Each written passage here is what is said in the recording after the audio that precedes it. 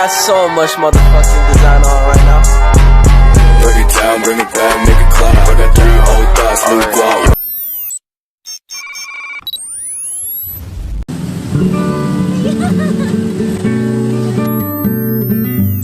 Hi guys, I am Mayang Kharisma Harliana and you can call me Mayang. I'm 20 years old and my birthday is on 19 February. I live on Jalan Adi Sucipto number 128 at Palaran, Samarinda. I have one little brother and he was in elementary school. I like English and I like new things.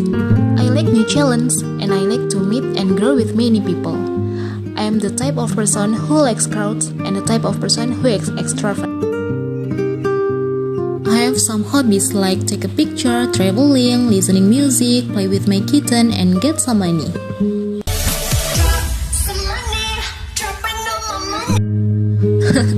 Okay, next, I have many friends.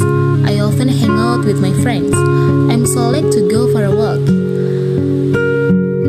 I like to eat, so I have some favorite food and drink that are like fried chicken, vegetables, taro drink, and ice cream.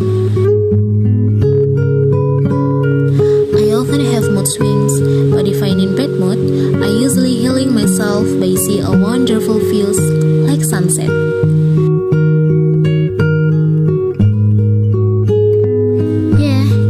Introduce about me.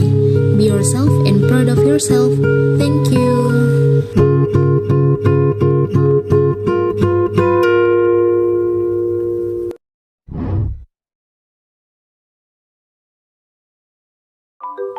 Translation methods. There are 8 methods. The first 4 translation methods are oriented to the source text and the second 4 methods are oriented to the target text. 8 methods of translation are: the first is word for word. The word for word translation method maintains the source text word for word into the target text, or the source language lexical elements are matched with the target language lexical elements. In my opinion, this method can be used if the source language and the target language have the same structure, and this method can be used to translate literary text containing the word culture, as in the following example. Check it out. Search language. I know what I'm doing. I'm going, and I'm going right now. I cried. Professor Van Volt needs my help. Unlike you two, I'm three gentlemen. I done it too. Target language. Aku tahu apa aku lakukan. Aku pergi, dan aku pergi sekarang. Aku berteriak. Profesor Van Volt membutuhkan milikku bantuan. Tidak seperti kamu berdua. Aku ini benar tikus unggulan. Aku tak butuh kamu.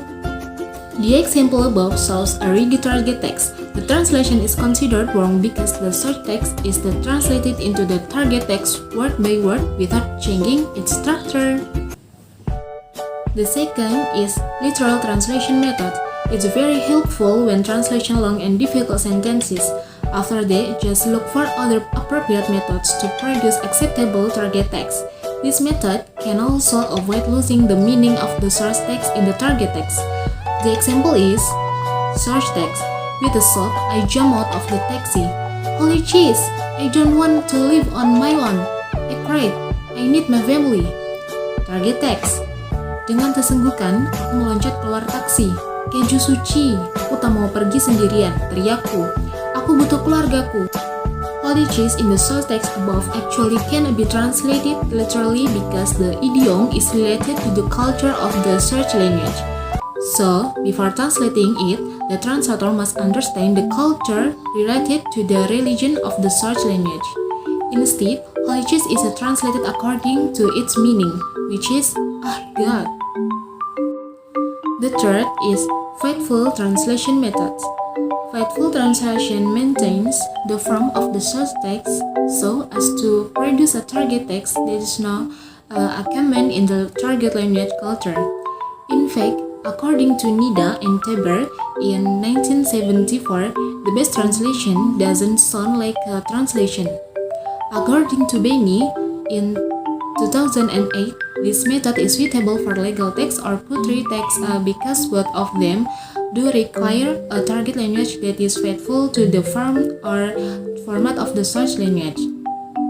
In my opinion, this method can be used in official text because, like legal text, this type of text requires a target language that is faithful to the form of the source language.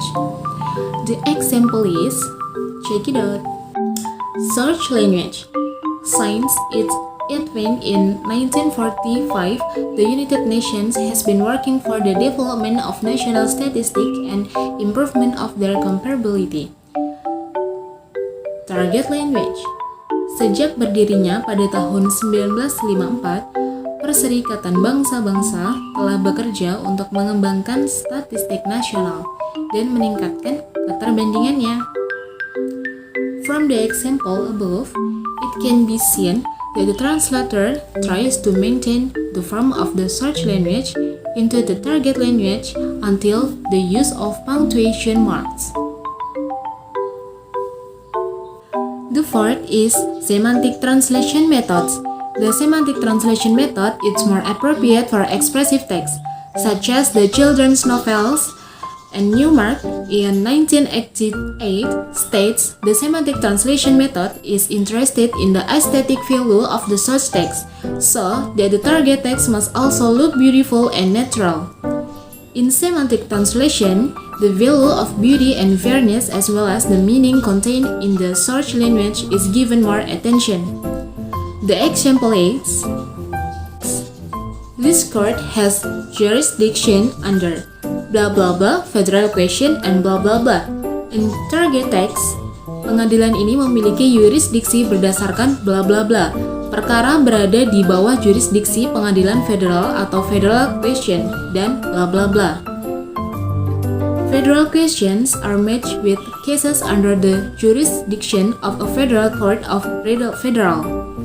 Federal questions are matched with cases under the jurisdiction of a federal court of federal questions in the target text. The term search text has been translated into the target text accurately from a semantic perspective so that it does not cause misinterpretation. The fifth is adaptation methods. The adaptation method is the opposite of the word-for-word method. Adaptation emphasizes the message, not the sentence. This method eliminates the search language culture and replaces it with the target language culture so that it can be ascertained that the target text is perceived as the original text or of the target language. One example given by Benny in 2008 is the adaptations carried out on animal names from Europe were replaced with animal names from Indonesia. Rubah became deer, although the coordinator was different, and food from Europe was replaced with food from Indonesia. From match in the story of the crow who was tricked by the fox in the jerky in the story of the crow who was deceived by the mouse deer. In the sixth, free method, free translation only emphasizes the search text message. This method doesn't adjust the culture of the search language with the culture of the target language. This is what distinguishes it from adaptation. In my opinion, free translation is not suitable to be used in translating work of fiction, especially poetry text, because of the method only focuses on the message of the search text without paying attention to the shape and beauty of the target text. The example take from the song lyrics. Search text.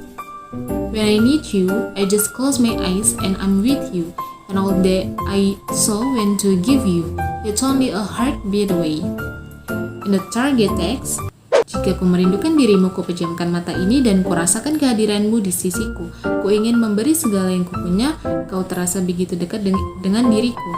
The translation above is only concerned with the search text message. The seventh is idiomatic methods. The idiomatic translation method is very suitable for translating works of fiction. This method seeks to find the equivalent of search text idiomatic expression with idiomatic expression in the target text, so as to create a target language that is acceptable in the target language culture. The example is search text. Tell me more, Lottie ordered. Sarah's stories were as good as candy. Target text. Ceritakan lagi, perintah Lottie. Cerita Sarah terasa semanis permen bagi Lottie. The search text simile above is combined with the simile that has the same meaning as the target text simile. The presence of the simile in the target text will add a static value. Eighth method is communicative translation methods. Communicative translation is very concerned with the meaning of the search text. The meaning is communicated in such a way that the content and form can be understood and accepted in the target language culture. According to Newmark, in 1988, the communicative translation method seeks to convey the contextual meaning of the search text as much as possible so that the target text can be accepted and understood by the target reader. Technique of translation. The first technique is adaptation. This technique is known as the cultural adaptation technique. This technique is done by replacing the existing cultural elements in SL with similar cultural elements in SL. This can be done because the cultural elements in the SL are not found in the SL, or the cultural elements in the SL are more familiar to the target readers. Example, in SL, as wet as snow, and in TL, seputih kapas. The second technique is amplification. Translation technique by making explicit or paraphrasing an information that is implicit in SL. This technique is the same as explicit, addition, explicative, paraphrasing. Footnotes are part of the implication. The reduction technique is the opposite of this technique. Example, in SL, Ramadan, and in TL, Muslim fasting month. The third technique is borrowing. The translation technique is done by borrowing words or expression from the SL. The borrowing can be pure or pure borrowing without adjustments or naturalized borrowing, with adjustment to spelling or pronunciation. The official dictionary in the SL is a benchmark for whether the word or expression is alone or not. The fourth technique is calcul. The translation on technique is done by translating SL phrases or words literally. This technique is similar to the acceptance technique. An example, SL Directorate General and in TL Directorate General. The fifth technique is compensation.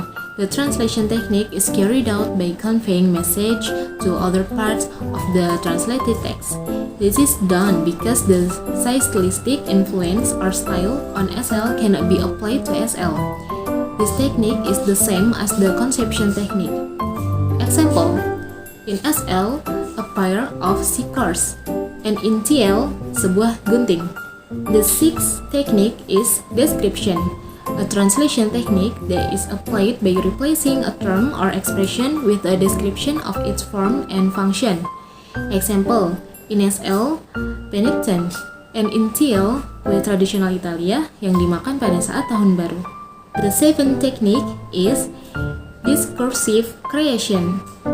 A translation technique with the use of out-of-context equivalence. This is done to attract the attention of potential readers. This technique is similar to the proposal technique.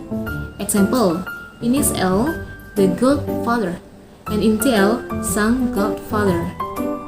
Technique of translation is establish equivalence. Techniques with the use of familiar terms or expressions based on dictionaries or everyday usage. This technique is similar to a literal translation. Example, in the SL, ambiguity. In TL, ambigu. The ninth technique of translation is generalization. This technique uses a more general term in SL for a more specific SL. This is done because BSA doesn't have a specific equivalent. This technique is similar to the acceptance technique. An example, SL, penthouse, mansion, NTL, tempat tinggal. The 10th technique of translation is linguistic amplification. The translation technique is done by adding linguistic elements in the SL. This technique is commonly applied to consecutive translation and voiceovers. Example, in SL, no way, and in TL, de ninguna de las maneras in Spain. The 11th method is linguistic compression. The technique is done by synthesizing linguistic elements in SL. This technique is the opposite of the linguistic amplification technique. This technique is commonly used in simultaneous translation and subtitle translation. Okay, next technique is literal translation. The technique is done by translating word for word and the translator doesn't relate into the context. Example, in SL, killing two birds with one stone. And in TL, membunuh dua burung dengan satu batu. Okay, next is modulation. The translation technique applied by changing the point of view, focus or cognitive category in relation to SL. Change in point of view can be lexical or structural. Example, in SL, nobody doesn't like it. In TL, semua orang menyukainya. Next is particularization, a translation technique in which the translator uses more concrete, precise or specific terms. From superordinate to subordinate, this technique is the opposite of the generalization technique. Example, in SL, air transportation, and in TL, pesawat. Okay, and the last technique is reduction.